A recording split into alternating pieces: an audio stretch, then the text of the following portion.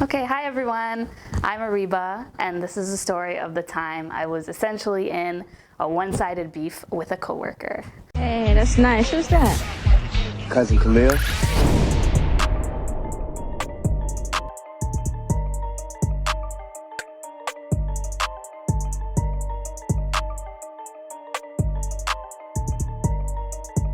So, at one of my jobs that I've had previously, at a law firm. So I had this coworker.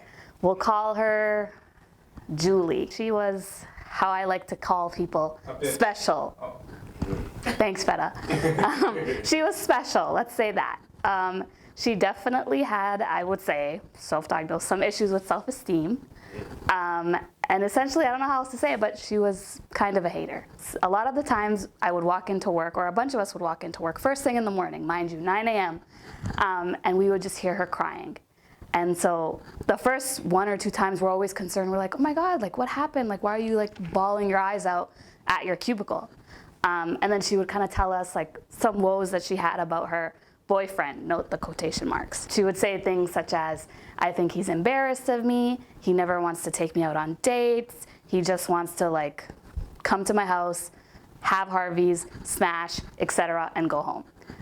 So a few of us are like, hey Julie, this guy is toxic. You should not be with him. He's kind of a dick. So this goes on multiple times. Like every few weeks she's just there crying. By this time we're starting to get a little bit annoyed because now we've given you advice, we've told you things, you're not catching on, you're in this toxic cycle and you keep crying at work. Like do better. So a lot of us are just like, I'm just gonna walk past and ignore her because now it's like, it felt like she was seeking attention. But essentially all that to say, getting on to where the actual beef starts. So at the time, Khalil and I were dating. Khalil, being very sweet, would like send me little flowers at work. Like he'd like come see me for lunch, he'd bring me lunch, he'd bring me like little treats, little chocolates. So I really became known for that at the office. I would like come back from lunch with like a little flower bouquet. And one time she had seen me come in and she was like, oh my God, like, can I have your man? Like, where did you find him, et cetera, et cetera. And then in my head, I'm like, but you're in this toxic place and we've told you what you could do, but you don't want to take that advice. Regardless, so there was this one specific incident where I had gotten flowers a few times, I had gotten little treats. So I guess that began to gnaw at her. Of course, every other girl in the office is like, oh my God, like adorable. And then she kind of just walks over and just goes, why does he have to bring you these at work? Like, can he not just send these to your house? Like, why do they have to come to work? And just kept on saying those exact words. And then after she kept saying that, I'm like, okay, let me calm down. But she kept going, and I was like, is that a problem, Julie? Like, do you have an issue with that? But no, like I was cheesed. I was like, yo, why are you being like the biggest hater right now, unlike everybody else? So I literally was just like, is that a problem? And she was like, no, it's not a problem, but it's like, I just don't get why I can't be at work. And then she was like, and then in response to what I said, she went, oh, calm down. And I was like, I'm calm though. You're the one kind of popping off over flowers.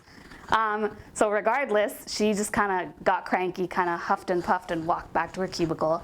I'm chilling, and then my cubicle neighbor at the time, who I'm still tight with to this day, heard, and she was just like, oh my God, what is happening? I had gotten married while I was at this job. And mind you, I didn't really want to tell people there. And when I did, I told them like a week before, like in passing as a joke. I was like, oh yeah, like I'm getting married. And then they were like, what? And then they like ran, they planned me a surprise party. It was so cute.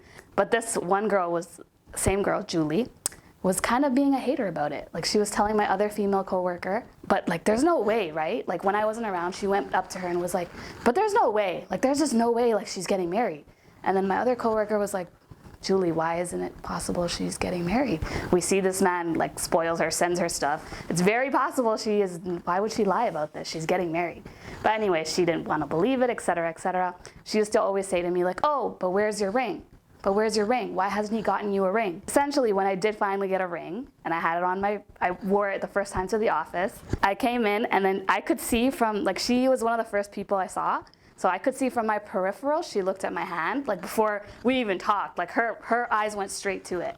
And then I was like, okay, then we kind of chatted for a bit, And then she finally like noticed my hand and said it to me literally. This was her face. She was like, oh, you got your ring. And then, yeah, I'm like, yeah. And she's like, oh, it's beautiful. And then walked away with like the most basic, mundane look on her face. And I was like, yeah, you're a hater. Like this whole time you've been like, where's your ring? Where's your ring? Because it made you feel good to think, oh, he hasn't even gotten her a ring. But when he did, you were just like, beautiful, walked away. So to my actual story, after this whole time with the flowers and me telling her like, is that a problem? I, being petty, and I'm not the most proud of this, I posted a picture of said flowers on my desk. I believe I wrote my favorite part of my workspace. Then I put like a little text post, you know, those ones off Twitter, and it said, I cannot deal with miserable people, or something along those lines, people are miserable. And then she had seen it, and I was like, okay, this is who I wanted her to see. And then I noticed right after she put up an Instagram story. And I purposely was like, I know this is gonna be a subtweet to what I wrote, so I'm not even gonna click it. So I called up my other coworker and was like, hey. So I was like, hey girl, can you like watch her story and tell me what the hell it is? Because I know it's in response to me. She reported back and had essentially said that basically just something along the lines of, I don't care who likes me, or one less friend for me, it works out. Drake quote, something like that. So either way, I was like, I'm not gonna give you the satisfaction and click this. So I just figured, all right, well, I'm not gonna speak to you. Clearly we're going at it on Twitter or Instagram or whatever. So I go into the office the next day. Again, she's one of the first few people I see. The printer is by my cubicle, so she has to come walk over. So when she did first thing in the morning, I could just hear her be like breathing really heavily and just being upset. And she just came and took it, didn't say hello, didn't say anything. So I'm thinking, okay, like I guess we're not cool. She came by later in the day and was just like, oh, I wanted to apologize. And I was like, oh, about what? And then she was like, about like the other day, like I feel like it just got heated and like I'm happy for you and stuff. And I was like, all right, thank you, I appreciate it. To this day, it's like she's kind of a sideline hater, I feel. That was my story. Julie, you a bitch. Your favorite guy like her. So back, if you recall, when I said her boyfriend, I put it in quotations. Because we come to learn, as her coworkers, this man who she referred to as her boyfriend was really just her friends with benefit hookup.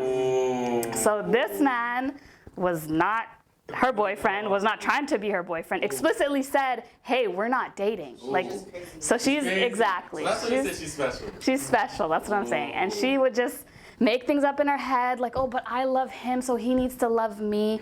That was not the case. So you really cried over like a little fling in the office and made us seem like, okay, you have a toxic man. How dare you put up with this? But it's like you kind of just made up a thing in your head. Crazy. Oh yeah, the plot thickens even further than that. Turns out this man is married. His wife lives in another country. And while he's here, that's why he's just hooking up with her casually, etc., etc. But she was crazy. She would be like, he doesn't want to meet my parents. You guys are just smashing. Of course he's not gonna meet your parents. Yo, shout out to that guy, bro. Question. Yeah. Has she ever tried to contact you? Oh yeah, like after she apologized that time, we were good. Like we were on speaking terms. In my mind and heart, I've always known she's a hater. So I'm never like rushing to tell her anything. Like we're not like friends in my eyes. I'm like, you're a coworker. I'm not gonna call you out for these things. Like obviously I don't work there anymore. She still has me on Instagram. Still flexing on that bitch? Yeah, I mean, yeah. I will say she doesn't like any of my stories that involve anything good or that involve my husband, because she's a hater. Yo, Julie, you're a certified bitch. You heard me, dog? But I will say, Khalil loved when I worked there. Like every day I would come home with some tea, and he was just there like, all right, what happened today?